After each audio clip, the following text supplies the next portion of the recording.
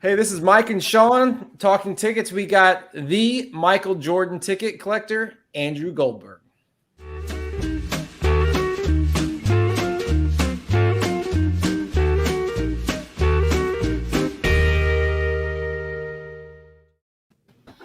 All right, we're back. Sean, it's good to see you.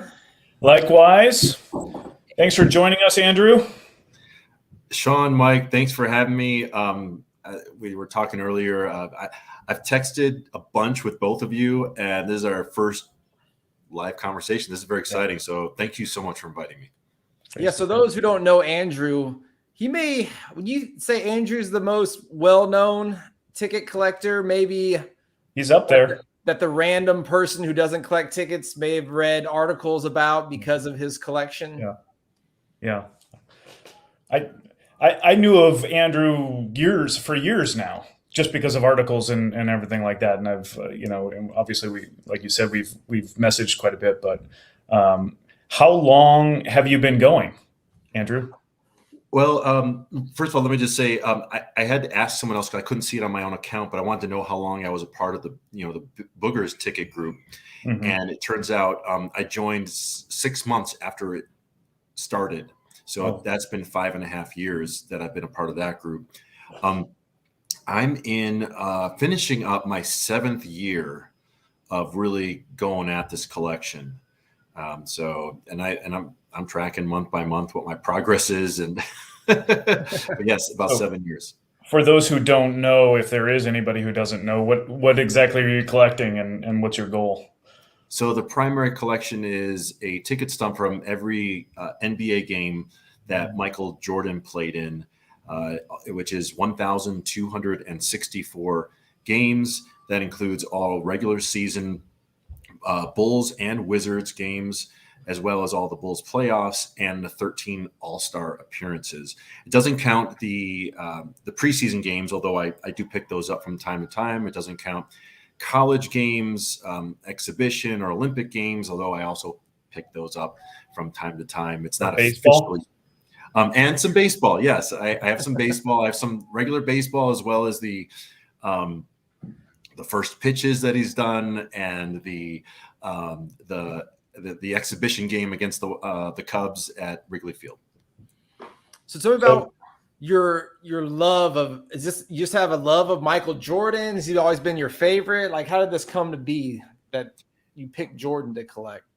So I grew up just north of Chicago, and my father shared season tickets with 2 other buddies for 25 years. They had 4 seats. My dad got a 4th of the seats throughout the season. And so I was lucky if I got to go to, let's say, 3 or 4 games a year. It wasn't a school night, et cetera. And I was going to games before 1984. So before Jordan came around, my favorite player was Artis Gilmore. And I also remember seeing George Gervin play for the Bulls. And one of my memories is always when he was at the free throw line, he'd sort of shuffle his feet to the right and then not shoot a straight on free throw, but always from an angle. Always a fun little thing. But so that's where it grew. And then, of course, when Jordan came along, I mean, when you lived in, he was obviously a global phenomenon, but when you lived in Chicago, he was your guy. He was everything. So I kept my stubs from when I went to those games with my dad.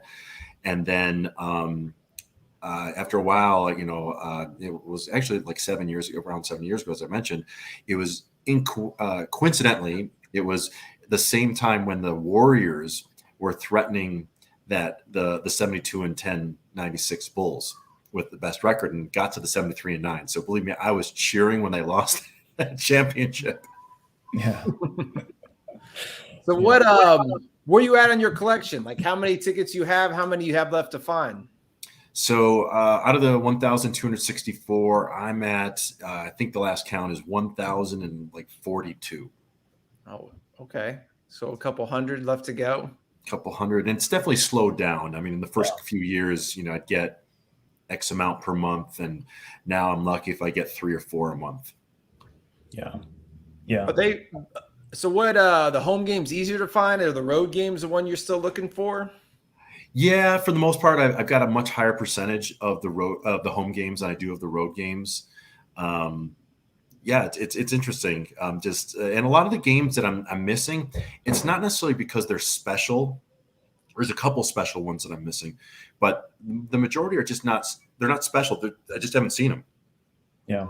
And what are the ways that you've found your tickets, say from 7 years ago all the way up to today? What's been your methods to locate these these Jordan tickets?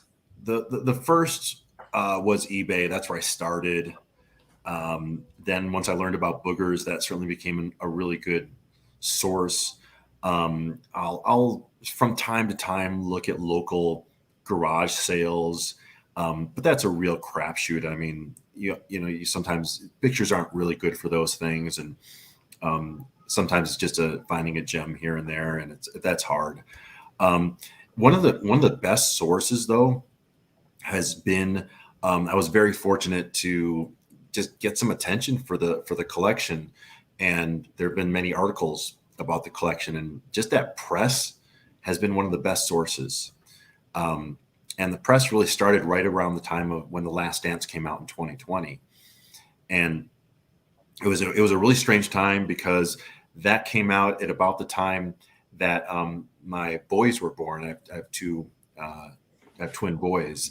So they were born right in the heart of the pandemic in May of 2020. And then this thing was going on with The Last Dance, and then all these interviews, started happening. So it was just a really not so time. But the very first article was this writer, Kevin Kaduk, who was a former sports Yahoo writer. And I'd done a Google search for Jordan tickets, and I have some Google searches set up as well. And I saw there was a picture of a ticket in an article that he wrote. And I said, "Hey, do you know where those tickets are?" And he said, "Well, I just found this somewhere, but why do you ask?" And I told him I was doing this collection. He said, "Well, that's really interesting. Let's stay in touch." That was a year before the Last Dance came out. Then The Last Dance is about to come out, and he contacts me and says, "Hey, you still doing that collection? Because I think there's a really unique angle to talk about Jordan's career, because everyone's talking about, certain games, et cetera, but no one's talking about this." And so he did this article. He wasn't working for Yahoo Sports anymore, but he had a newsletter, sends it out, and it gets picked up by MSN Sports for the win, if you receive that on a daily basis, and then also USA Today. Wow. And then from there, I just got probably 15 to 20 different interviews that eventually culminated I think it was last year, maybe the year before, in an article the New York Times called. And when the New York Times calls, I mean, you get famous. So it was just an unbelievable run. But so all these articles happen, interviews, radio, TV, and it was just a crazy experience, so fun.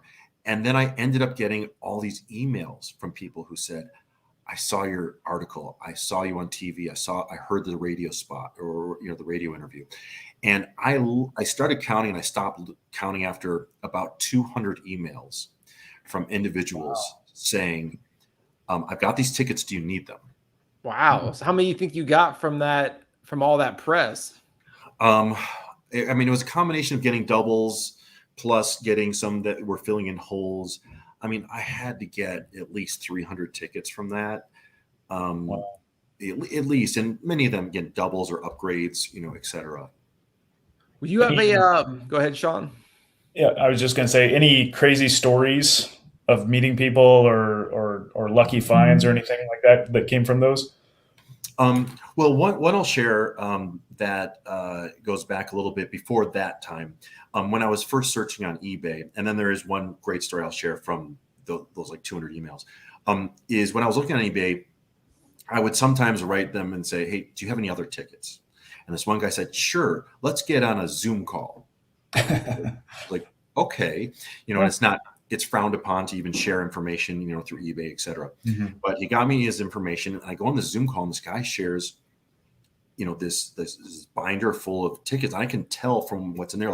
This was at the very beginning of me collecting, like nearly 7 years ago, and I clearly didn't have, the majority. I said, "Well, I would love to have any and everything that you have."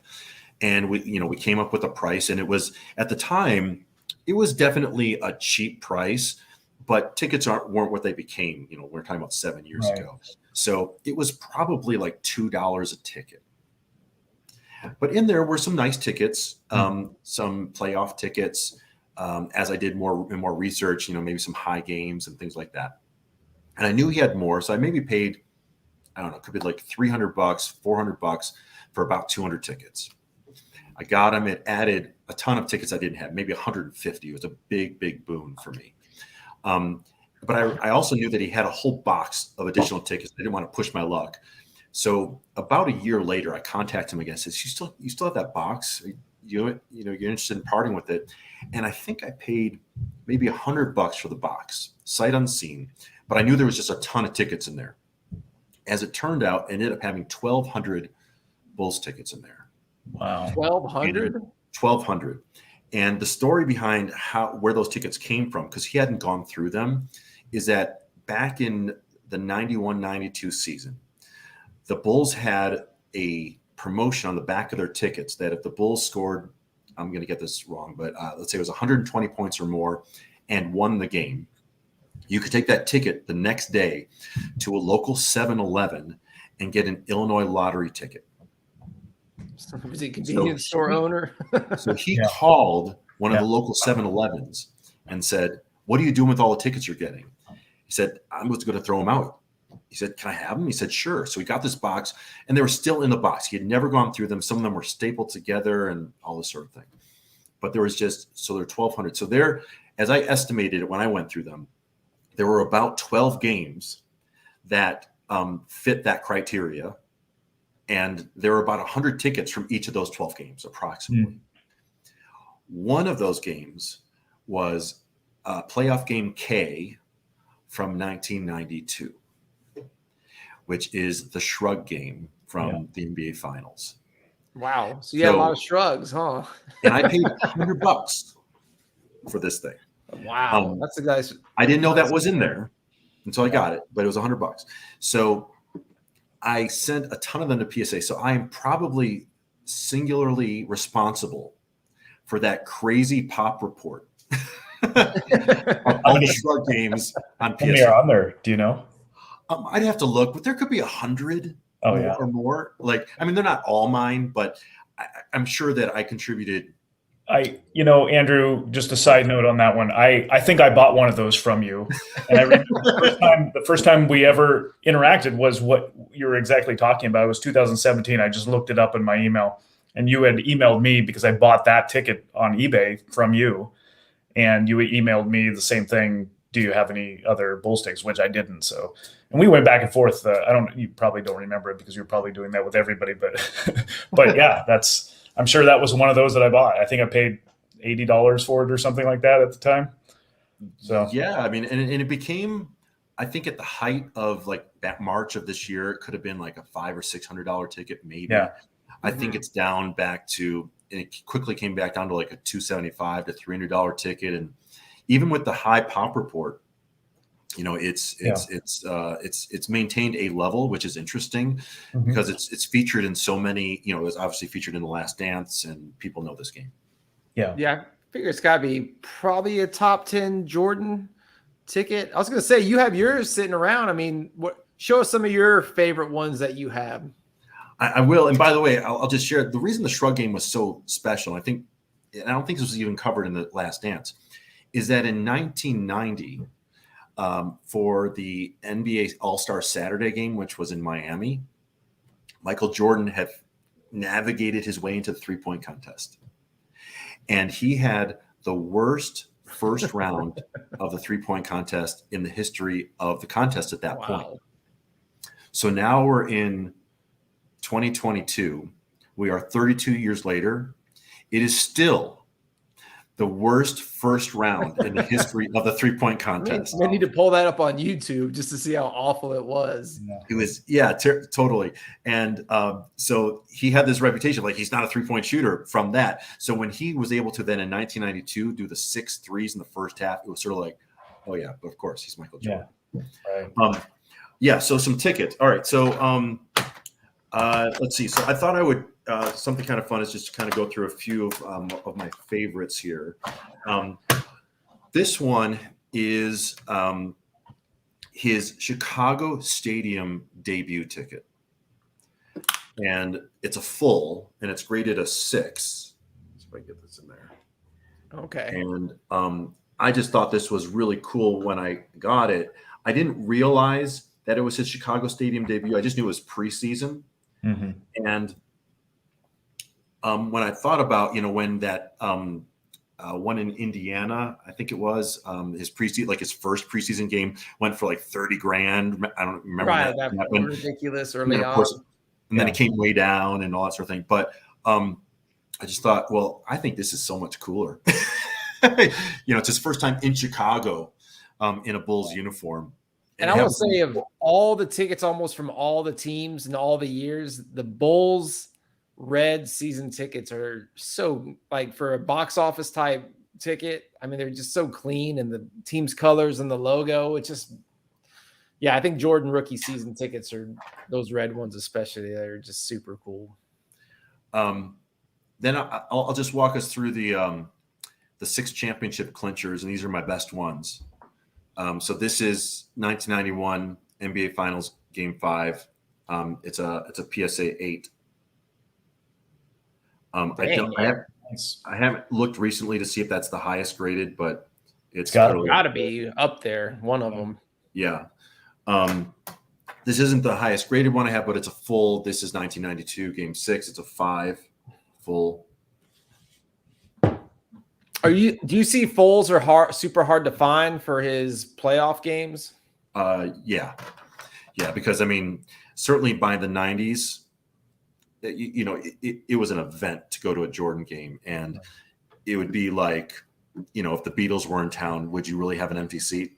Yeah, right. So this is interesting.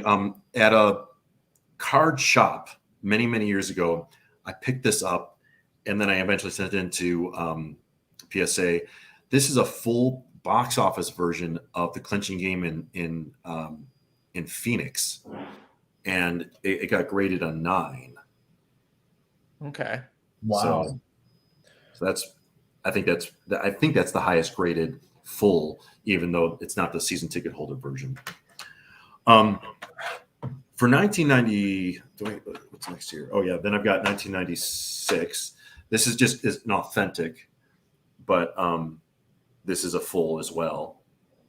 And the story behind this one was because I talked to the guy. He said he had 2 of these, and they're sort of infamously were framed in his house because this was on Father's Day, and he totally goofed on the date of the game.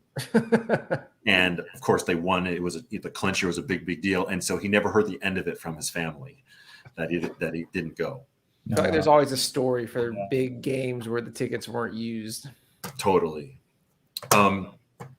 Now, this next one, do I have it here? Where is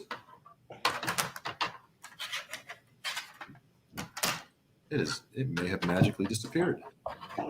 Well, I may just tell the story behind it. So one of the calls I got from, or the emails that I got was from this guy named George, who was living in Florida when I was living in Florida at the time. And he said, I saw your article. He understood what I was trying to do because he was trying to collect every ticket in the Brett Favre start streak. And he said, it was I was sort of sad for him. He said, I'm old. My kids don't care about tickets. And so I stopped. And I think these are getting too expensive. So I just stopped. But I've got these tickets and I'll send them your way, And he showed me, I think it was like Jordan's first game back in Chicago as a Wizard, which I didn't have at the time. Said, really interested in that one. He showed me some others, which included the 1997 NBA Finals games. All 3 of them that were in Chicago, which was games 1, 2, and 6. They looked like they were in fantastic condition. They were full and unused. And I said to him, look, thanks for that other one. If you're ever looking to part with the other ones, let me know. Maybe we can work something out. Because I didn't want to assume that I was going to get those for free. Because sometimes people were sending me some tickets for free. But I knew that those had some value. So I didn't want to do that. Yeah. And so he said, yeah, I'll send you this one ticket, etc. So my boys had just been born, and I get this package in the mail, and he ends up not only sending that ticket, but he sends all three of the other ones. Said, this is just like, because there's sort of like a gift, in celebration of your boys. Wow. And I couldn't believe it. So I sent them off to PSA, and for some reason I'm not finding the clinching game right here. I thought I had it right here, but I have the other two. So I mean, this is what they look like, and I'm just I have it, L. It's not in front of me here.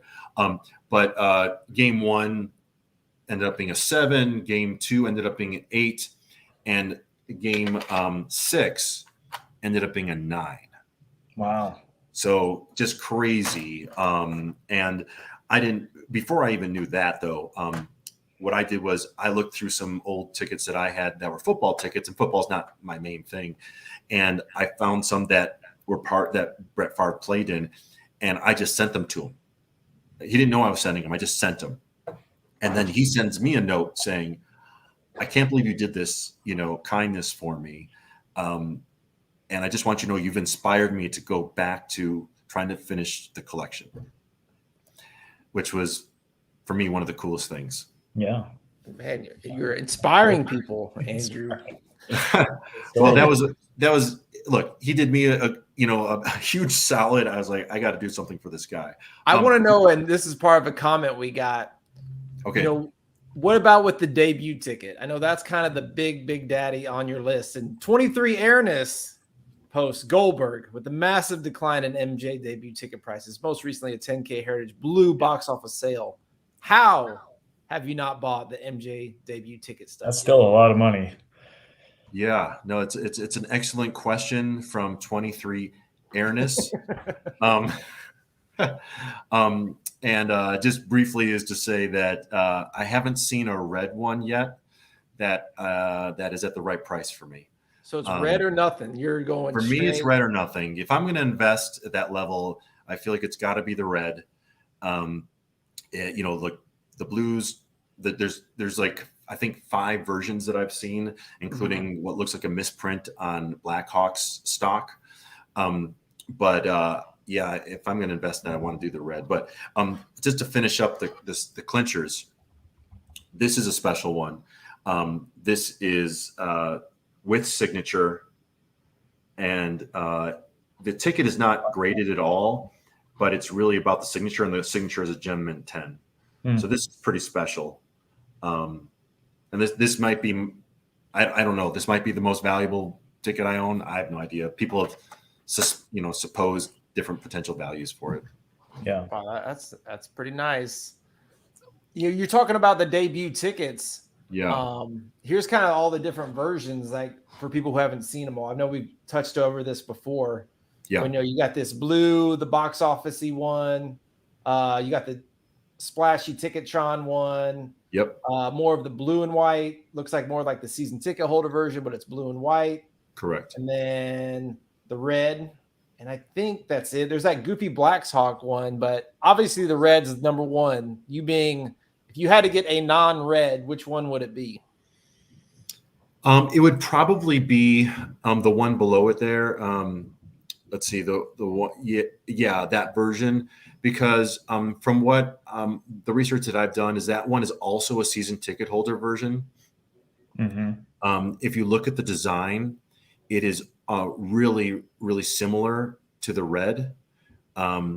It's got the stadium watermark there, just in the blue. You see the all the way to the right there, the font and the Chicago Stadium font there being on a solid background, and it's just different. It doesn't have like that blue border that the box office version has. Hey, Andrew, when you see a full version of this blue, does it have the Bulls logo on it like the red one does? That's a good question. I haven't seen a full blue version. Yeah, I don't think I have either. I can't think of one. Would you rather own a red one or a blue and white version like this that's a 7 or a 6? The highest grade. The age-old debate. Yeah. I think I'm at a red 1. Okay. What about a It's red true 1 with Jordan writing on it collector. and with paper loss? Yeah, I mean, at a certain point, you look at it and you say there's got to be something a little bit better that I might be able to get. But yeah, I mean, if it's too beat up, that takes away from the eye appeal. But I mean, with some of the grades I know we've all seen from PSA, sometimes you look at it and you're like, that's really a 1 or that's really a 2, but they look pretty good. So eye appeal can be pretty good still down to that level. Yeah, for sure. So are you all, when your collection, do box office count, or are you like only season version? I'm only season. Dang. Yeah. Andrew is hardcore Really? when it comes to Only So season. of that 1,000 plus that you have, every single one of them is season. Correct. that is That's impressive. amazing. Now, when you look at, for instance, the playoff tickets early on with the Bulls, they look like the box office version because they didn't have another kind. Yeah. But it's season ticket holder version. Wow. I have the ones that you've seen, the ones that you have shown, a few of them, not all of them, but I have a couple of ones that I kind of pulled out all my Jordan ones, and I'll have you critique and give us your thoughts. Nice. So I like these because they're kind of rare and unique a little bit. I wouldn't, when you see them, you'll see why. Let me see how best I want to show mine. So I'll just put them up here. So this one is kind of cool. Do you recognize this one? Oh, of course. Yeah, it's the walk-off game. Can I show you mine? Sure. Show me yours. I'll show you mine. So I have 2. So yes, I've got that, right? Mm-hmm. Very handy. But this is an interesting one. It's from one of the suites, and so this is a different version. Oh, okay. And you can see the grade on that one. What was that? Was that say 8? 9. Wow. Yeah. 9. Dang. Yeah, I think that I like that one. Just kind of a rare, unique one in it. When it happened, it was like, oh, they finally got over the hump, and then the Piston jerks walked off the court, which For sure. I don't know if that's ever happened. And we talked about this one a bunch. This is the Shrug one, but I like it a lot because it's in the Bulls red, which is kind of hard to find. Kind of a differentiator to all the other ones you see. I have other ones too. With the I'm Back game. Yep. Where he came back, which is a fun one. And then, some clinchers and some other NBA finals stuff. But I say, Sean, you're just you're a baseball guy, right? No Jordans. Jordan, you got the baseball Jordan tickets, though. Yeah, I have some baseball Jordan. And I have a couple debuts, a red and a blue. But gosh, look at this guy. Sean, make a deal with Andrew. Give him a red. Like, seriously. He's not interested in the blue, so we give him a red. I think Sean likes the red too. Do you have it? Do you have that red on you? I don't. I might have it. Hold on. Let me rearrange things here. I might have it in, but it's not graded yet. Yeah, I do. Here it is. Gosh, Sean holding out, man. He's a baseball guy. But it has paper loss on the front. Andrew, would you take that over the best graded blue and white? And it has a little bit of writing. But section number 23. Whoa. All right. That's pretty cool. That's pretty cool. Writing is also a thing for me where if I have something in with writing, I feel like I've got to get one without writing. Yeah, I agree with you. The 2 things I don't like are paper loss and writing. Yeah. And unfortunately, everybody writes on Jordan's debut. I don't know. It's so common that you see writing on that ticket, and it's odd. Why do Chicago fans write on their tickets? Look, I have the same thing. They don't all. I have that blue and white one. Oh, look at that! It's it's a pretty nice looking one. But yeah, they wrote the score on the back, just like you said. They always write. Like, what is it with the Midwesterners? Yeah. So how do you you kind of seen the evolution of ticket collecting, and from what have you kind of seen from the beginning to now, and kind of how do you see it going forward? It's for me, it's always been about collecting. Obviously there's an investment side of it. that's hard to ignore, because if you're spending real dollars on things, you have to pay attention to these things. Yeah. And I think that for many of us who have been collecting for a long time, I was very lucky that I started 7 years ago, and I was able to build up a good amount of, doubles, etc. And with that find with like the shrug game, etc., so that I had sort of this currency that grew with the popularity and with the demand, so I could sell some things and play at that level. Mhm. But it's been fascinating. I think for those of us who have watched the trajectory of the values and those sales, some of them are eye-opening, like, holy cow, someone paid that. And then there are some of us who say, yeah, it's worth that and more. I mean, if you look at the rarity of tickets versus the rarity of cards, it's just a matter of more people just getting on board with tickets. I am actually happy that things have calmed down a bit since even, like the height of March of this year. That's making things easier to get because there's a certain threshold, whether you call it, for everyone's gonna have a different one. Like whether it's, I'm not gonna spend more than $500 for a ticket, or I'm not gonna spend more than $1,000. And if you do, it's a very anxiety ridden experience, because that's a lot of money for what you're used to. So I don't know if I'm really answering your question, but these are just some observations and certainly how I feel. And so I'm grateful just as a collector that things are calming down a bit, because I've also had a lot of people come to me and say, I'm expecting you to pay X for this because this is what it's worth now. And I'm just like, yeah. I'm living in pre-COVID prices. I'm sorry. I can't do that. Andrew, that you're a true collector, and that's it. And that's exactly how I feel too, the same way that it's good. It's a good thing that prices are coming down, and it sucks when I see tickets that I bought for X and they're going down, but I would much rather see the market stabilize and get more normal pre-COVID, like what our brains are wired for, and then go back to actually collecting. And it's been unfortunate during that time, since prices have gone up so much, that I've almost had to put things mostly on pause, or just kind of reevaluate what I am interested in, because the prices are so high. And I'm sure, given that you're so widely known and people probably come at you with a really high price to begin with, how do you handle that when it is something you want? Well, the past, I have to be disciplined about it, because I have limited funds. I'm not, I don't have endless pockets here. And if I can sell something to create cash, I'll do that. I've had to say no, thank you, to a lot of people. I have said, look, this is the price I'm comfortable with. And I'll say to people, you might be able to get more on eBay, and if you can, go for it, and I will be happy for your sale.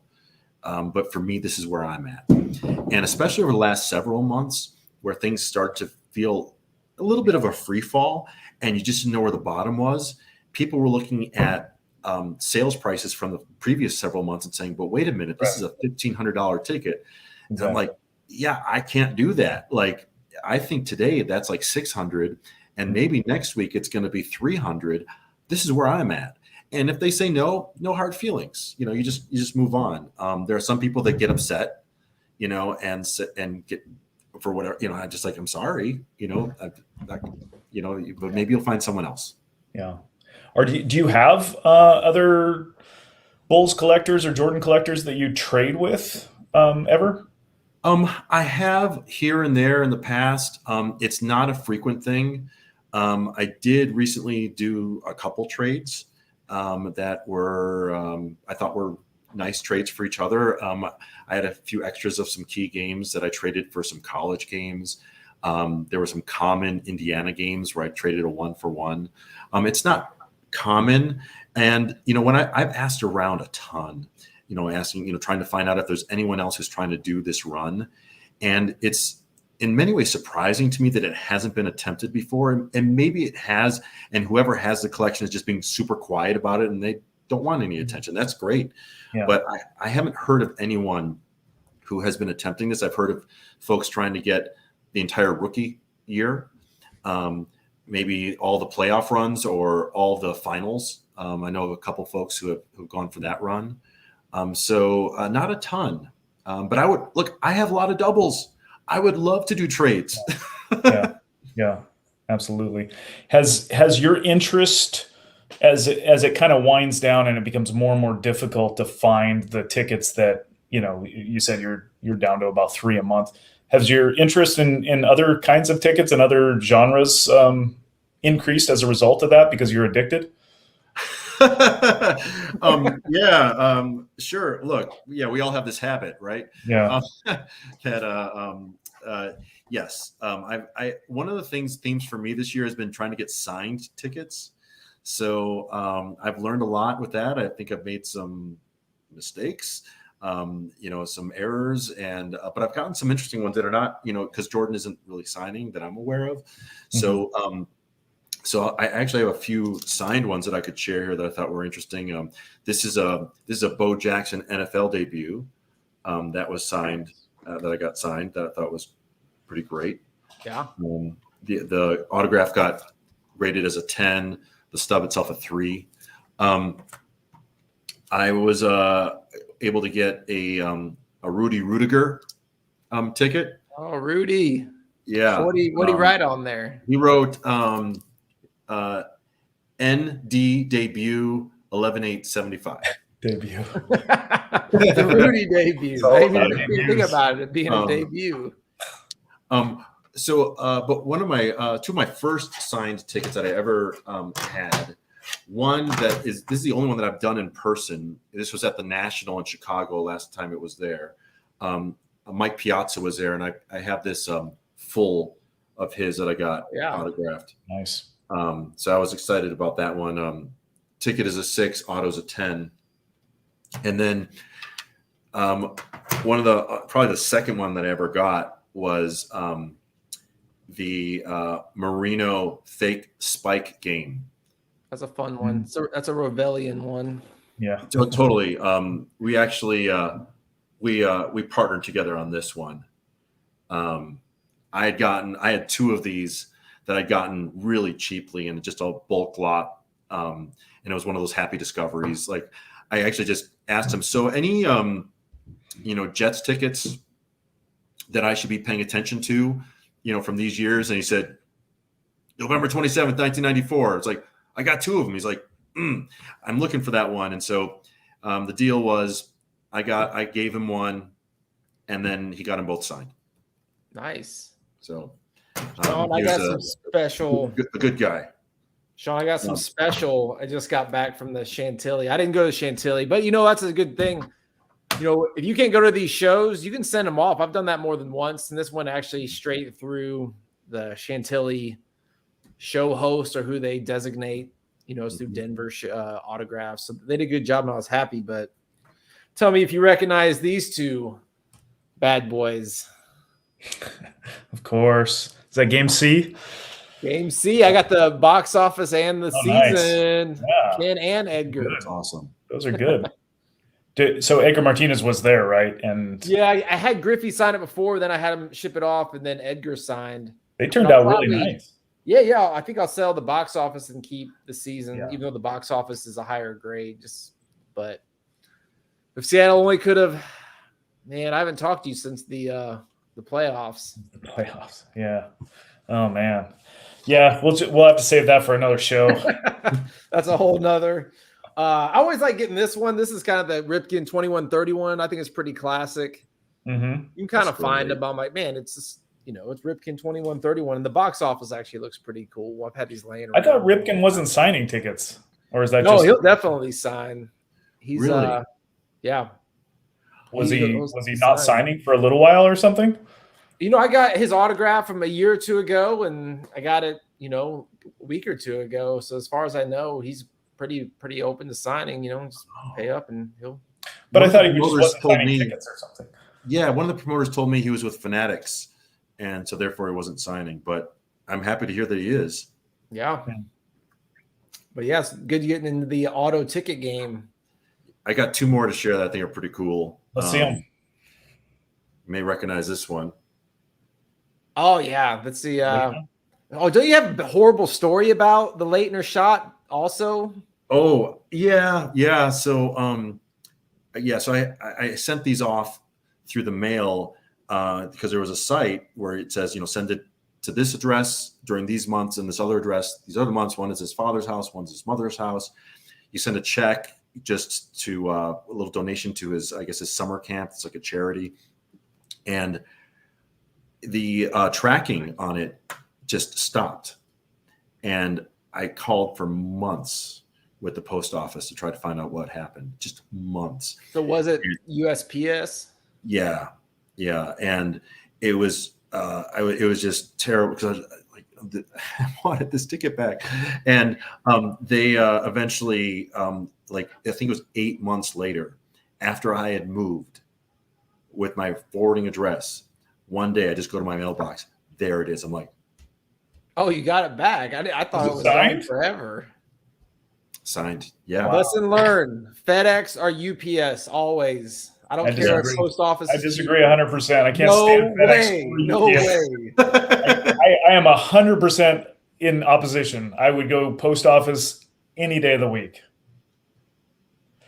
You're crazy. One more signed ticket I'll share with you here. This is really cool. This is a full ticket, 1975, a Kareem Abdul-Jabbar 50-point triple-double.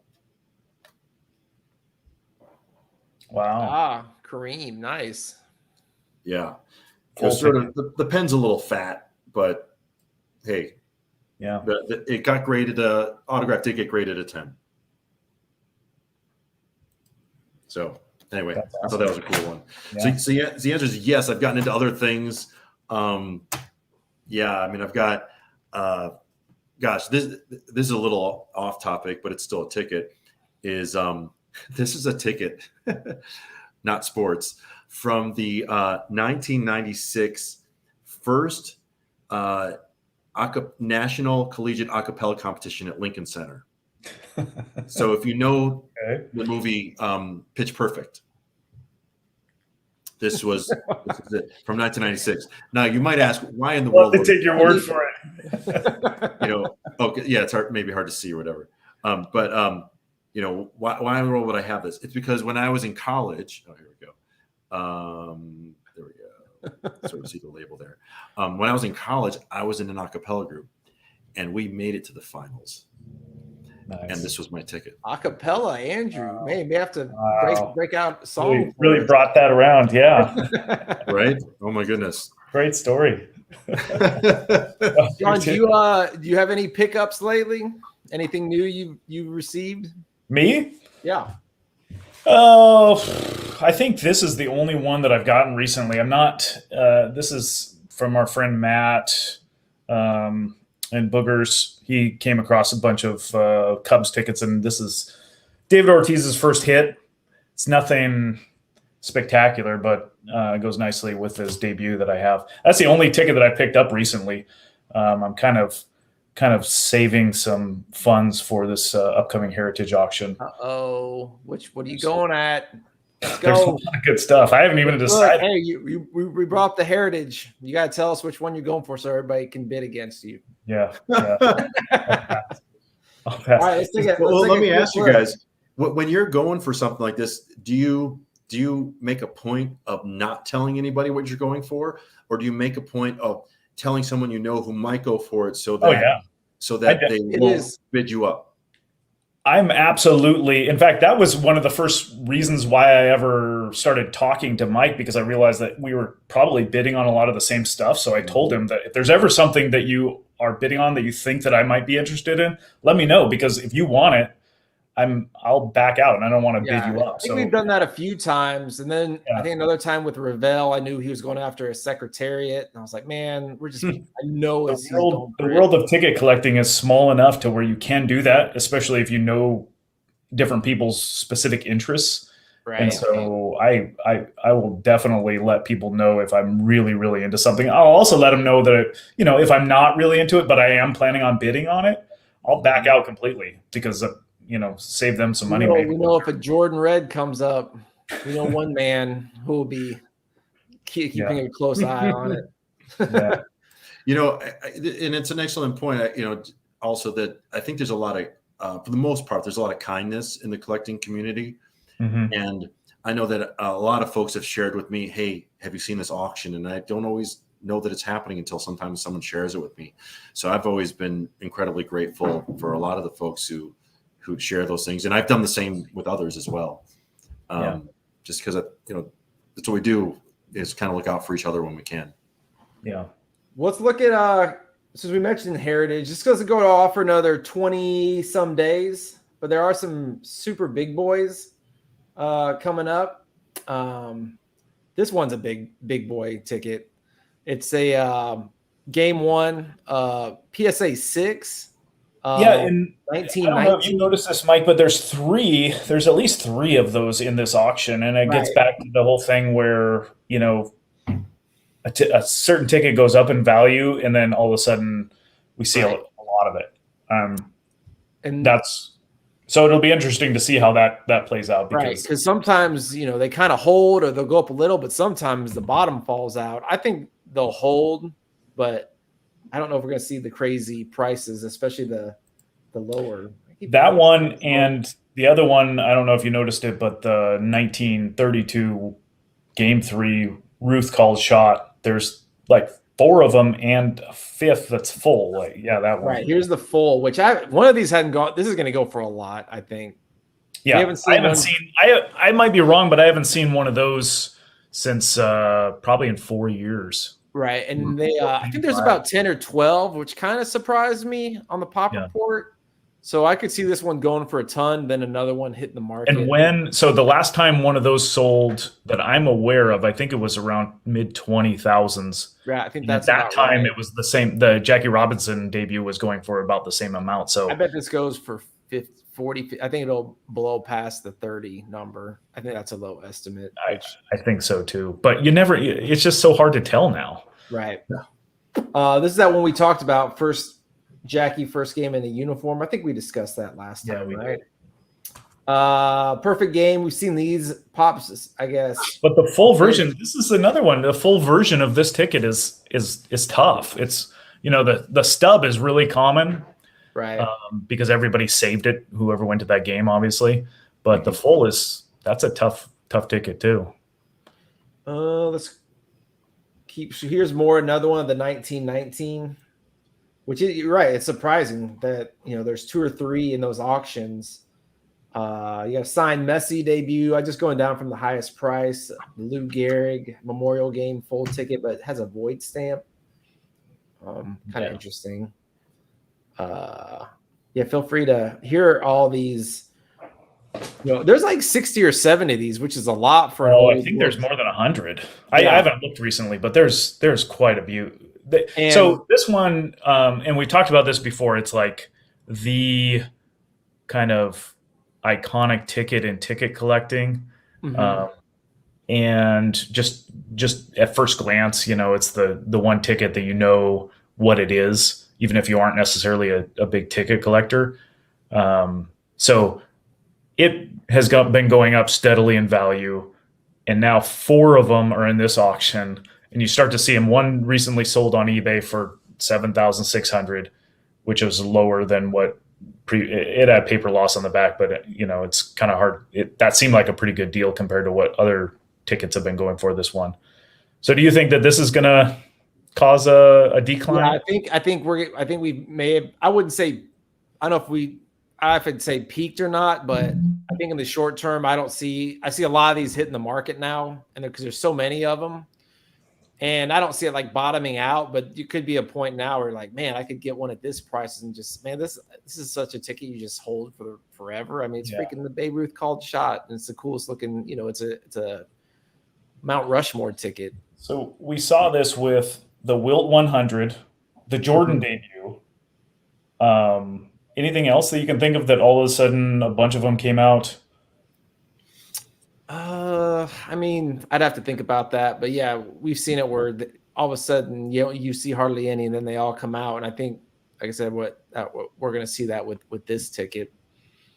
Be curious to see where they all end. I mean, I would like to pick up more for the right price. Andrew, what do you think is more significant as a ticket? This or the Jordan debut? The called shot. You know, I don't know if at the heart of that, there's a little bit of the question of, is it moments or is it debuts? Yeah, that's what I'm asking. I don't know if that was the intention, but they're so different. It's hard to compare the two. I mean, look, I would love to have this. It's just not in my in my lane, so to speak. Right. So invest, these kind of funds. But it's just so from a okay. So if we were to put it in the categories of from a moment standpoint, this is up there. From a debut, the Jordan is up there. It's hard for me to compare the two. I mean, for me personally, I guess I'd rather have the Jordan debut, but I could see how someone would easily want this. Yeah.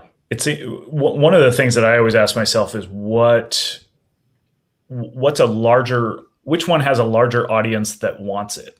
And with the Jordan debut, it appeals to obviously Jordan collectors, Bulls collectors. It appeals to ticket collectors. We know that.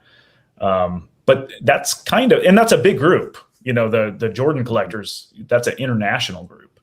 But then the Ruth called shot, it appeals to not only ticket collectors and Ruth collectors, but also just sports memorabilia, and specifically vintage baseball memorabilia collectors, which is a huge group.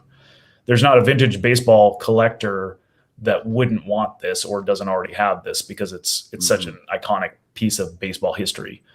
So for me, that's how I would justify this being a more important ticket, just in general as a ticket collector. And I'm coming at it with a bias, obviously, because I'm a baseball guy. So I acknowledge that, but that's kind of how I feel about it. I might say that before, 92, the Dream Team, that baseball was certainly in this country the biggest, had a much bigger following than basketball. Just in terms of fans, the stadiums are bigger, et cetera. And maybe worldwide, basketball wasn't what it is today in terms of being a worldwide popularity. And of course, Jordan's name being in the conversation. So, in terms of, demand, I think that's why we see if it's a red Jordan, it's selling for more than a stub of this. I think that's why. Yeah. But yeah, it comes back to, what are your personal interests, I guess. Yeah, I say, I think this one goes for cheaper just because there's so many of them. There's quite. I'd say Ruth. I'd take that Ruth. I think it's the best ticket ever. Well, this one's especially cool that you have up there because it has number 3 as the. Yeah, it's got the 3.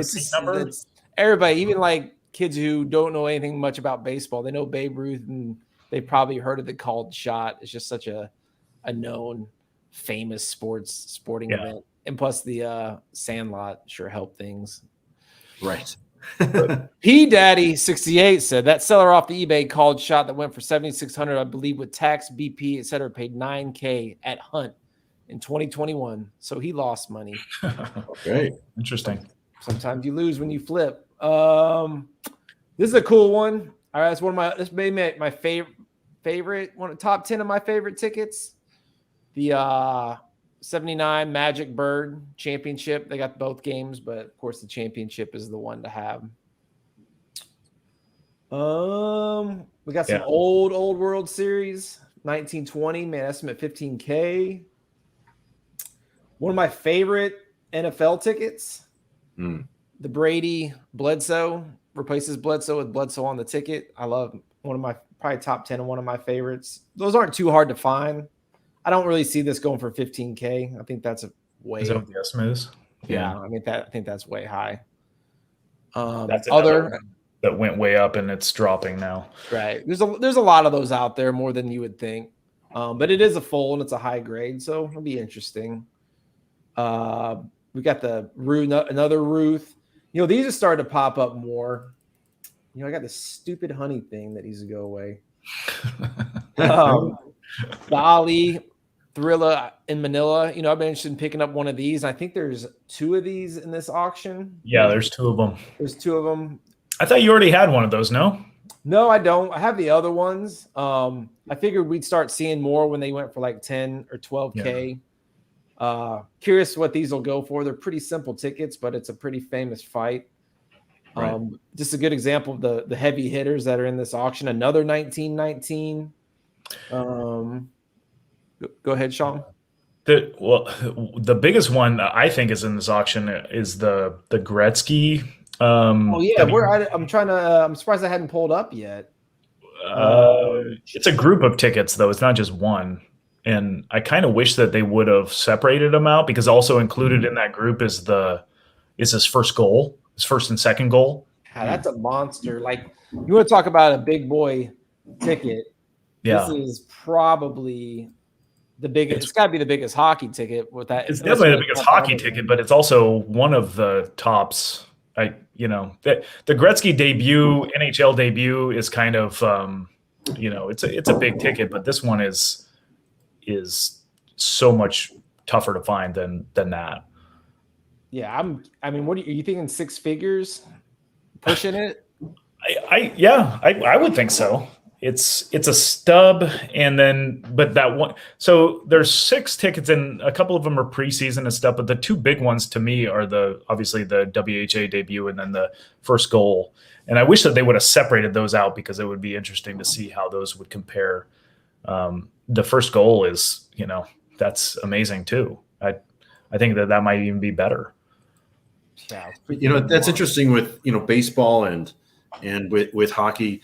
You can have a debut and then you can have a first hit, and it's not necessarily the same game. I guess with Kobe, it happened with his debut in basketball, but you rarely see that in basketball. Right. But Kobe's debut, he didn't score. Yeah. So in basketball, what are the other chase tickets for a player that is other than debut? Is it just like championships and maybe triple doubles and that sort of thing? I mean, for me, certainly with Jordan, I do a lot of research, and one of my what I'm grateful for with a lot of the forums, et cetera, is that you learn about a ticket and a story behind it, and then that you didn't know before, and then you're either refreshed about it or you learn about it. So that's one of the things that I love about, first of all, the collecting is I'm constantly learning about new games that I might be interested in. So with Jordan, there's stories about so many games. And the only other player that I've started to look into that in a similar level with is Kobe. Mm-hmm. And there's, different games like the Achilles game. People know that, okay, he popped his Achilles, he limped to the free throw line, he sunk 2 free throws, he walked himself out to the dressing room. I mean, most people are carried out, right? Yeah. So it's like this legendary game, and there's a lot of other stories, like whether it's I forget how many air balls he had in that playoff game, like 10 air balls, and people like that story behind that game. But in terms of one that recently sold on eBay was a signed box office version of when Allen Iverson crossed over Jordan. And Allen Iverson had signed it, and I think it went for about $3,000. I think maybe someone listening will be able to correct that. It also had previously gone for $3,000 without a signing, going back to, I think, like a sign without Iverson's autograph on there, maybe several months ago. To me, I was shocked by that sale when it went for $3,000 as a stub, no signature or anything like that. It's like. Yeah, I feel like that was a peak time. I'd be curious what that would go for now in a straight eBay auction. Yeah. I mean, I think a new thing that some people have started to get into is when players are debuting their shoes in different. Oh yeah, the Jordan. Do you have the Jordan Air Jordan debut sneakers ticket? I just acquired it. Oh. Nice. Okay. Well, the one I was asking you about, I was looking for. Andrew, the one that I asked you about before we chatted a while about it was the game where the '86 Fleer Jordan image was taken. Right. And that was it was a road game against New Jersey in, I think, December or maybe November. And was it 86 or 85? It was 85. It was 85. Okay. Yeah. Yeah. No, so I have one. Yeah, I think I've seen you holding that up in some article or something like that. But that's one I would love to find, because I love the association between the image taken of an iconic card and a ticket to that game. That's just something I'm into. But that's a tough one. I've never seen it other than yours. Well, yeah, and I didn't even think of that until I saw you talk about the Griffey one that you had. Yeah. From his Upper Deck card, and it coming from, I think it was like a preseason game or right. or spring training. But yeah, that's a whole other world too, right? And that's something that I love about tickets, and I think we're all in the same boat. Like, Mike, you were talking about some tickets where, like it's an iconic image and, that sort of thing. And I love that too. There's also just this whole mystery behind a ticket that you really have no idea what it is unless you know the research and the story behind it. Mm-hmm. And that's part of what I love. So I love this idea of now going down the rabbit hole of when did shoes debut. Because I probably have a bunch and I don't even know it. Right. The whole rabbit hole of trying to find the photos, which seems like a really hard task. It's an all-day thing. Yeah. Right. So what's your take on getting PSA to label it the right way? Or do you have a lot of PSA graded? Do you plan on getting your entire collection, all the Jordan tickets graded? Not at the moment, because that'd be quite pricey, especially as the prices have elevated. But even when they weren't, I wasn't planning to. I tend to grade or get authenticated all the rookie year ones, all the finals, and then any other key games. However you want to judge what's a key game. Now my intention is that when the collection is finished, and I know it's possible because tickets have been printed through his career, didn't go digital yet. The hope is to approach the United Center in Chicago, the Basketball Hall of Fame, someone that's suggested the Smithsonian, and to say, hey, are you interested in having some sort of public exhibition of this full collection and maybe taking out the top, 50 to 100 tickets, and they each get their own abstract with a little story behind why that game's special. If at that point that were to come to fruition, my hope is that maybe the presenting entity or the museum might help even, pay, foot the bill for maybe getting the full collection slab. Strategy. I like it.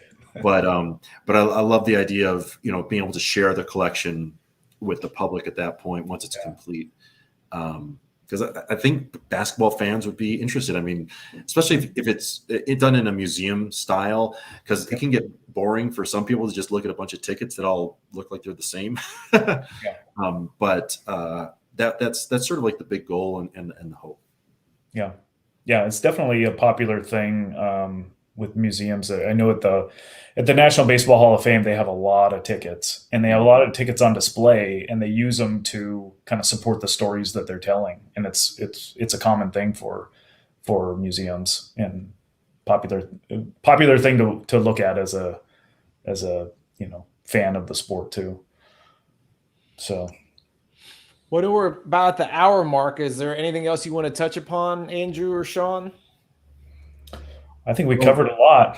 We've covered a lot. I mean, there are more things certainly we could talk about, but be respectful of everyone's time. And they want more. They go 2-3 hours. Yeah. But I can just tell you that I'm so appreciative to have this conversation with both of you. You're very kind and in your description of the collection and the popularity of what I've been doing. But I have to tell you, I have a ton of respect for what both of you are doing, both with this podcast or video cast, both with and also just watching your collections on boogers, etc. I honestly still think of myself as sort of a newbie, and I'm learning from everybody. So I just a tremendous amount of appreciation here. So thank you. Yeah, I appreciate it. Appreciate it. I guess the only other thing, we won't really dig into it, but people who are looking to buy, pretty cool tickets. Goldin has a pretty cool auction. A lot of randoms that you may find some tickets that go for cheaper than they should. I feel like you might find some gems in this one. Yeah. So I recommend everybody checking it out. If me and Sean can do a show next week, we'll probably touch upon it. Yeah, we should. We should do a show next week, go over this one because it'll be like 2 days out, and then really kind of dive more into the heritage stuff because there's some interesting things in there that we haven't even gotten to yet. I like those thoughts. And outstanding. Cool. Well, if that's all we got, that's all we got. Appreciate you coming on, Andrew. Sean, maybe we'll get something going next week. And Andy Diorio, I appreciate you. Very true. Always enjoy these conversations. Thank you. All right, guys. Thanks for watching, everybody out there. And thanks again, Andrew. And hopefully we'll see you guys next week. Have a good one.